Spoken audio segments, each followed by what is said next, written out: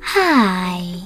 In front of me is Oppo A77 and today I would like to show you how you can rename it.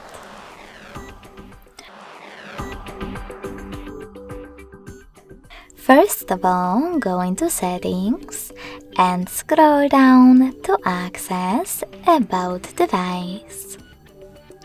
Now tap on device name and type in whatever you wish to.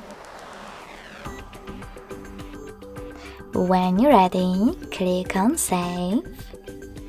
And as you can see, after that, name of my Oppo has changed.